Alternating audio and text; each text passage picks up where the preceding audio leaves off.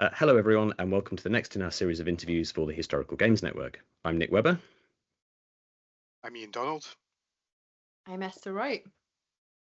I'm Rytis Jadzevicius. I'm a guest tonight, and I am a CEO and game director in company Fluxo Games that we worked on a game called Book Smugglers. Thank you. So today, as Rytis says, we're joined by Rytis from Fluxo Games, and Fluxo are based in Vilnius, Lithuania. Fluxo will soon release this game called Book Smugglers, an intriguing historical point-and-click adventure that blends resource management with high-stakes storytelling. The game's shortly going to be available on both PC and Nintendo Switch. Now, as you'd expect, we at Historical Games Network were immediately interested when we saw this game and curious about how Fluxo made their design choices and how they attempted to bring history and gameplay together. Book Smugglers is set in 19th century Lithuania, and it asks players to risk everything to preserve cultural heritage and ignite the flame of resistance. And that brings it firmly into our ongoing discussion about how games can critically engage with the past.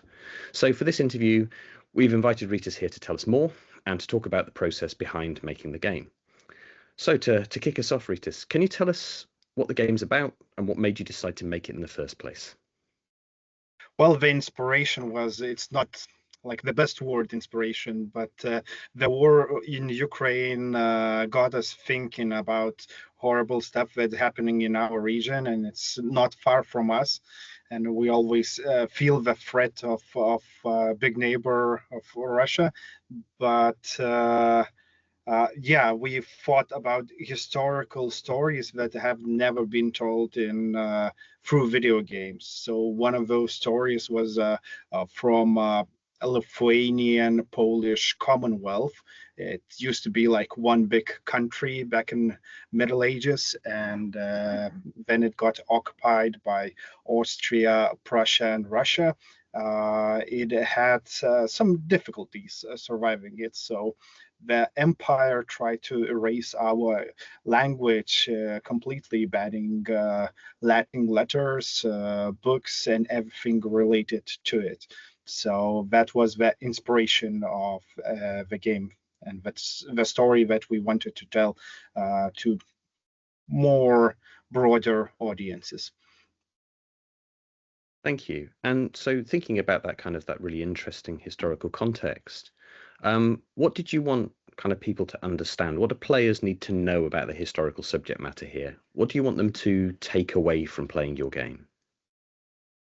Well, it's a story not about like one protagonist, one player. You are like one unknown book smuggler, but it's more like through the darkest times when you have underground activities going on, and to feel more the feeling of that time, the struggle that we had, and we, even when we done like more research about other countries, did anyone have anything similar? So we found out there were different kinds of language bands, but not like specifically like ours. It was a bit different every time, like with Irish and British people, like with Native Americans, and colonialism, like the same Russia and other smaller natures, Tatars, and there are like different stories, and the main thing that we want to tell, what makes us a nation. So like one of the main things is our language. Without language, you can lose your identity. Thank you. And I'm going to move you over in a minute to Esther to ask some questions about the research side of things. But one kind of idea that just comes through there is you talked about through the darkest of times. What were the particular games, that like existing historical games, that kind of drew your attention, that kind of influenced what you made here? Well, it's not so much in influence, but I loved This War of Mine. 11-bit studio made it back in the day, and like then the full-scale invasion started in Ukraine. I started playing that game again to try to feel what people probably feel in a war zone when you're getting bombed. So I think that's how to say, that's a simulation that could show how civilians survive during the wartime. We had a few other inspirations in terms of game mechanics. We looked up to Pale Beyond as well, and yeah, that's probably main inspirations.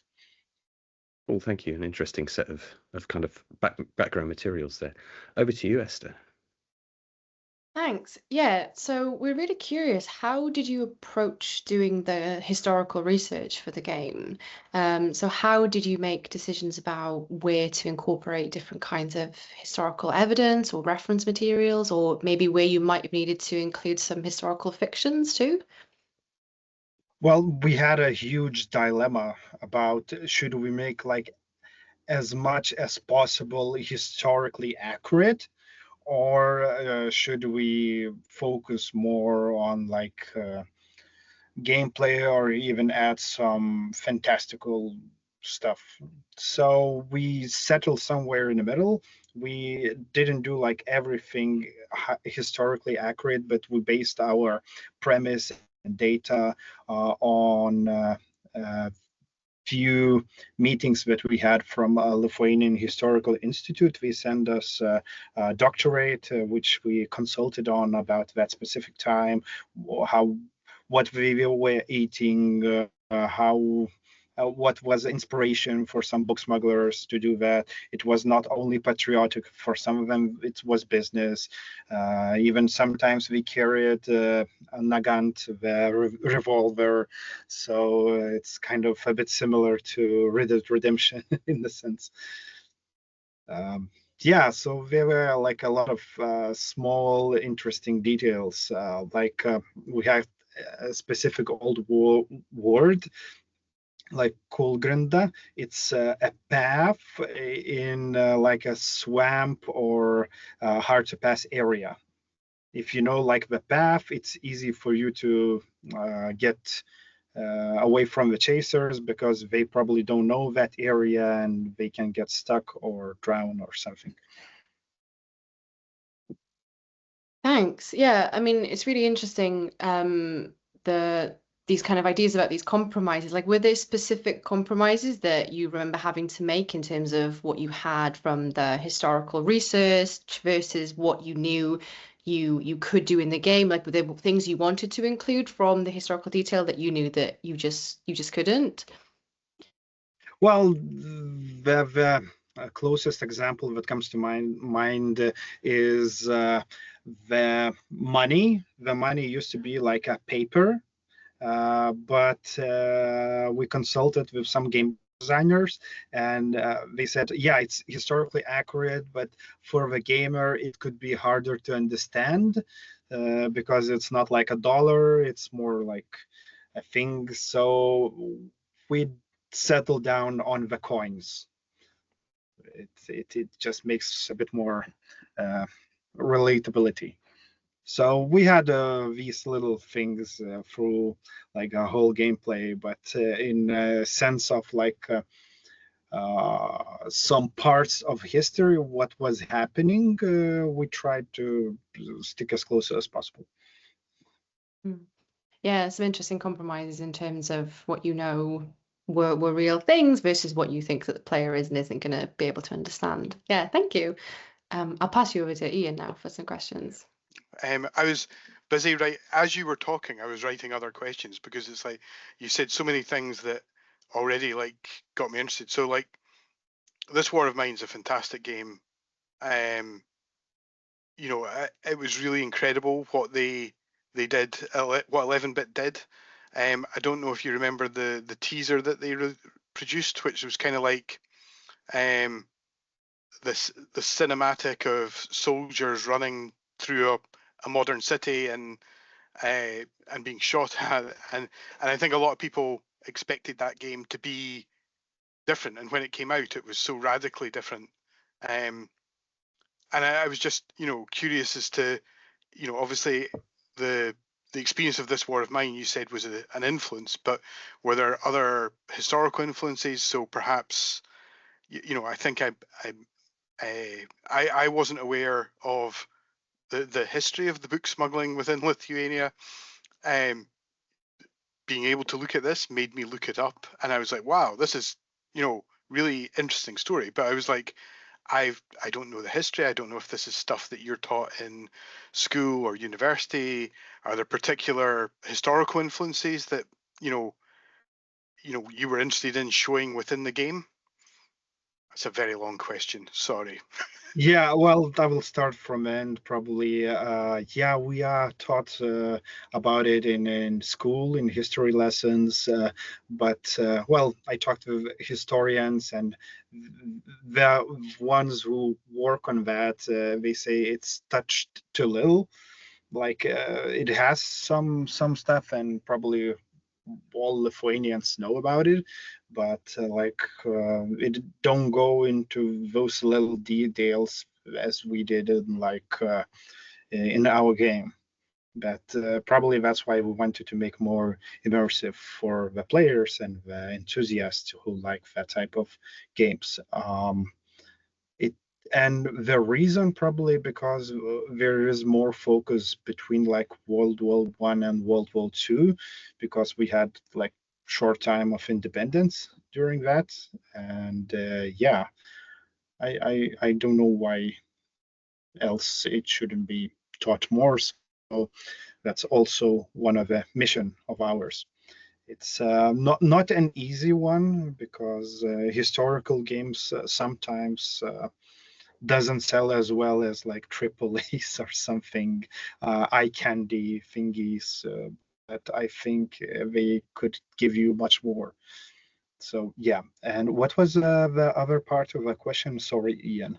Well, it was just what other, whether there were specific sort of historical, like, yeah, maybe historical books or historians that you're familiar with, that you were like, this helped to inspire the game. And I realize that might be way too specific, because Yeah, it doesn't come into my mind. There are some books definitely, and even we got some of the writers who said, "Oh, we wrote a book about it, and it's pretty cool. It's gonna be on video game as well." So, because I believe there's, after after Lithuanian independence and the collapse of the Soviet Union, you had there was more sort of monuments and commemoration of the book smugglers within Lithuania.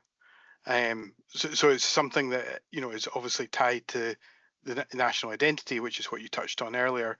And I was wondering if that was partly how you decided to tell the narrative in the game, was through these like little key narrative points of, you start off with like, like any good game, it starts off with the offer of whether you want to join in with a traditional bar fight,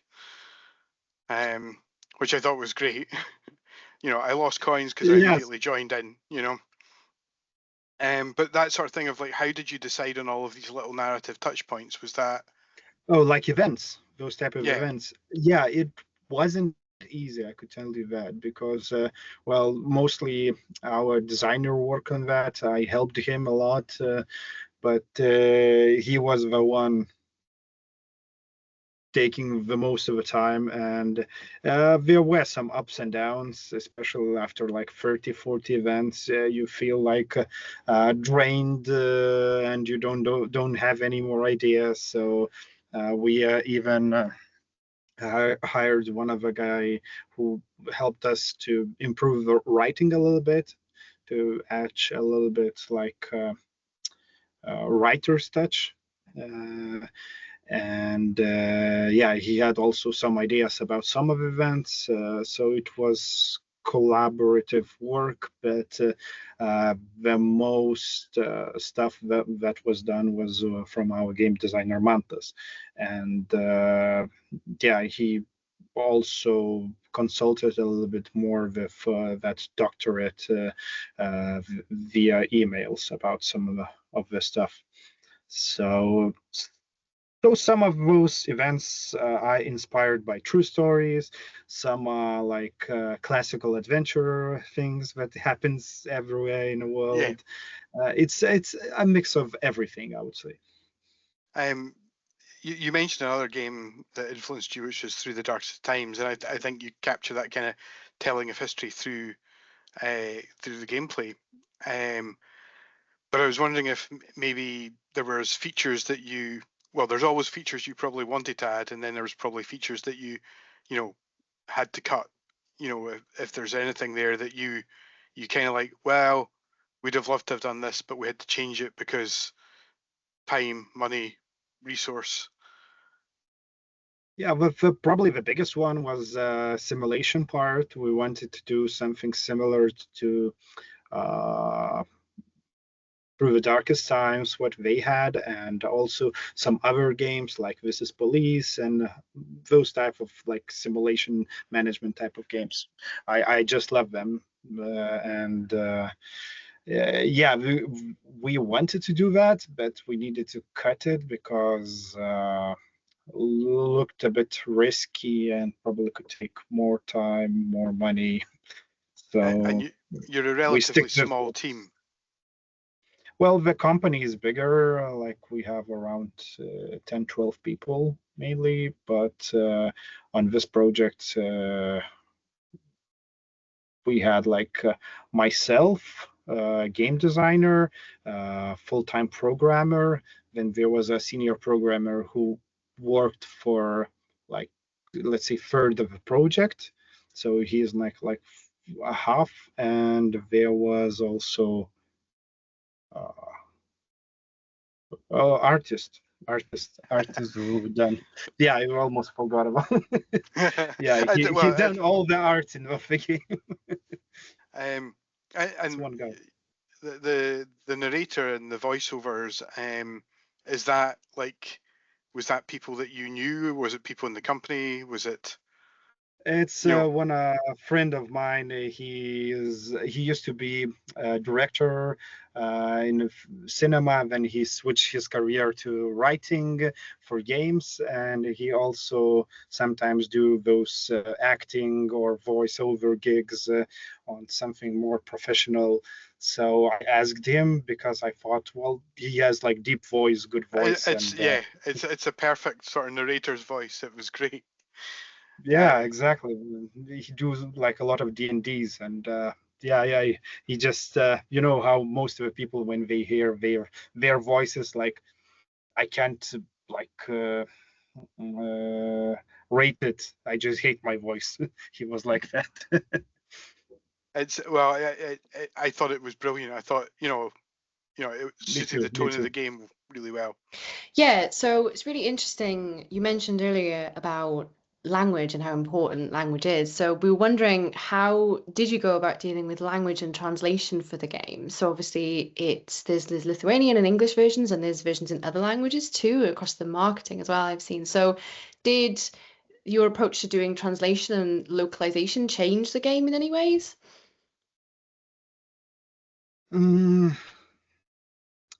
Probably not so much. Well, there are like little simple details that we leave in original language in Lithuanian to feel more authentic, especially for like foreigners, but also for Lithuanians, it feels like more home.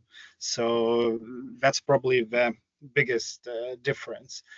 Besides that, I would say the localization just adds time and the cost, and yeah, we're also deciding how many languages should we do. Like we have like the main ones, but maybe we will cut a few others who are not very interested in our game, like Portuguese, I noticed, or Latin America didn't play our game that much and didn't have like a lot of wish lists. So probably we won't do that localization.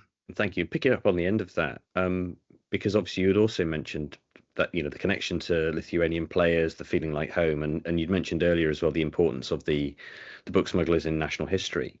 And one of the things that I write about that I'm interested in is thinking about how nations support their games industry. Does Lithuania this is a very Lithuanian game. Is there any support for Lithuanian games in that way?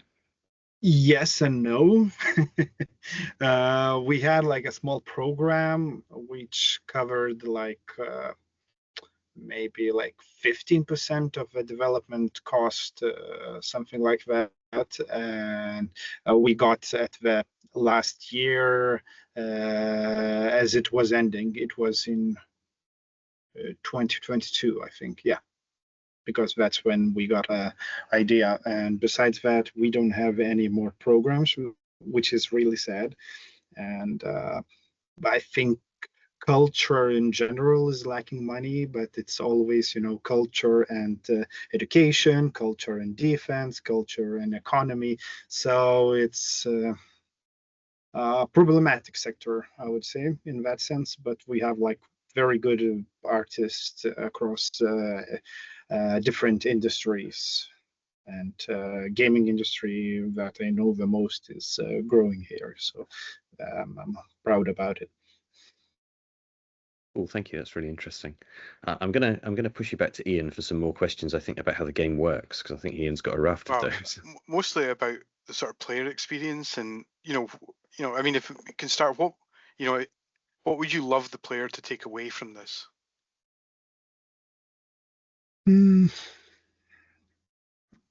That's a really good question. Well, the first one, that he wouldn't hate it, because as a creator, you always have that fear that they're gonna play it and say like, well, this is just shit or something horrible. Sorry for swear words, but No, it's I mean, because it's interesting. You talked about like this War of Mine, and one of the things that this War of Mine has done is it's got incorporated into the Polish curriculum. Yeah. And I think this is something that within Historical Games Network we're really interested in, is how games can be used, to teach history in new ways. Because, and I'm was playing the demo of Book Smugglers, and I'm trying to work out whether I'm just the sort of person that this appeals to. So I go and play the demo, and then I'm looking up, first of all, I'm going to Wikipedia and then reading about the actual events, and then I'm going down the rabbit holes of finding out various things. And like I was reading about all the different book smuggling organizations that existed. That's really it was cool. Well, but I mean, I'm going, is it just me? Am I like that kind of historical nerd? Or, I'm going to try it on my children later. I'll see if they go down the same path.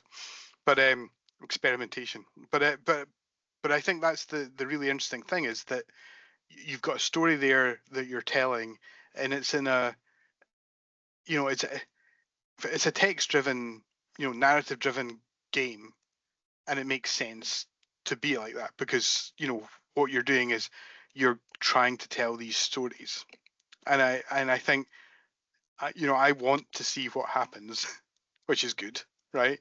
If the demo makes me wanting more, then I'm more likely to go and buy it, right? I'm glad to hear that. And I'm just really interested to like, is the thing you would like is that people are more aware of this, because I think I mentioned before this game I hadn't even heard about the Book Smugglers of Lithuania, and now I'm fully invested. So Yay. Yeah, well, talking about curriculum, I think some of the museums and probably some maybe universities or specific schools can take like at least the demo or something like that, or we can like provide copies for it as well. But still talking about like globally in our country, it should come from the ministry, and because I think the schools are just too not enough independent, maybe. and like the main program comes from like ministry, so Yeah. it should come It's, from there. And if we start talking with them and they will pick it up, we can provide it, of course. And I think it would be a good thing. so I mean, the questions, the other questions I had are kind of related to, where you had to make the decision about like driving the narrative or giving the player, agency. Are how did you balance all of that? Was that design choices? Was how much testing have you done? Because it seems like there's so many options. There must be so many pathways that you have to test.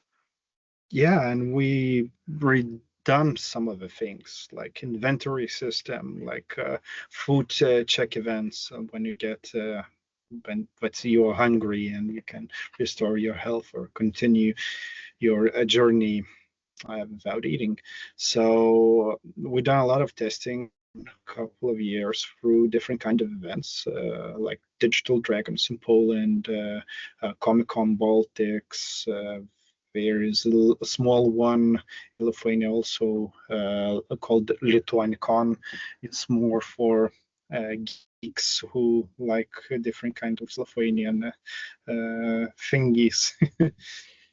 So not only from the games, from cinema, and from writing. So yeah, we've done at least I think 5 events, or maybe even a bit more, and it helped us to improve some of the player experiences. And talking about agency, well, the main story is quite linear, but your choices have impact not only on events, but at the ending of the story. So it depends if you've done good or bad things, you will get different type of endings. And I'll leave this as my last sort of question, but do you have any sort of like Easter eggs for the players to kind of find, or like little, jokes or? We have some ideas. We have some little lines sometimes in dialogues, but we have like a deeper Easter eggs ideas, which is still not implemented, but it could be or could not in the main version. It will depend on the situation, how much time is left to the release. When are you hoping to release the game? Well, it's gonna depend on a few internal things, but it's gonna be in autumn. So maybe at the beginning or end of the autumn, something in between. And where should so if people watch this video and they're interested, where should they go and look for the game? Is Steam the best place to find it? Your website? Yeah. Right now, Steam is the best place to find it. We have free demo. You can try it. If you don't like it, it's your opinion. If you like it, leave a good review. What you think. You can also join our community on Discord.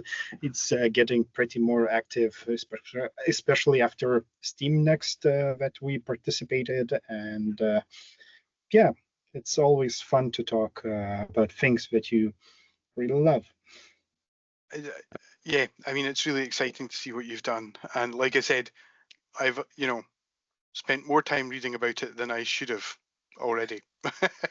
So you even reminded me, Ian, that the only time I think I did it, well, maybe there were others, but the last time I did it when I was playing Disco Elysium, and they had like some concepts that were foreign to me, and it was really interesting. I think Esther and I and Nick, we've all talked about this in other games, and I think it's really interesting. Like the way that developers bring their own personality and influence the things within the game that are actually, they're not part of the main game, but they are part of your personalities. And I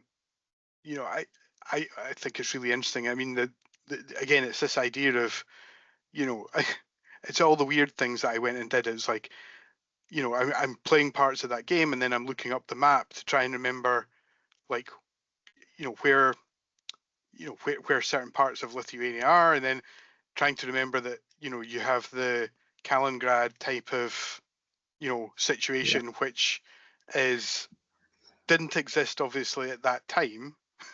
Yeah, in that time it was Prussia. Yeah, the country which is non-existent these days. Yeah, and then so I'm then trying to remember all of these, again it was like just taking me down rabbit holes. I was looking at the sort of list of all of these book smuggling organizations, and then the links that were being made, that how some of these organizations were then used, the names of them were reused as magazines or newspapers within Lithuania in sort of the 50s and 60s, and you realize that there's this strand that runs through, so it's this nationalistic kind of identity, and it's how do you capture that in a game? And I think like I said, you've already done that with me, and I've only played maybe 10-15 minutes, so but hopefully that's everybody, right? And it's not just me being all geeky. So but it's a pleasure to hear that. Thank you. Definitely sounds like a success. Well, thank you very much for your time today, Rytis. It's been a great discussion. And to folks who are watching, we're hoping to produce more content like this. If you think we should do that, please let us know, or put other ideas that you've got in the comments about how we might take this bit of the project forward. Other than that, thank you everyone for being involved in the discussion, and we'll see you all next time.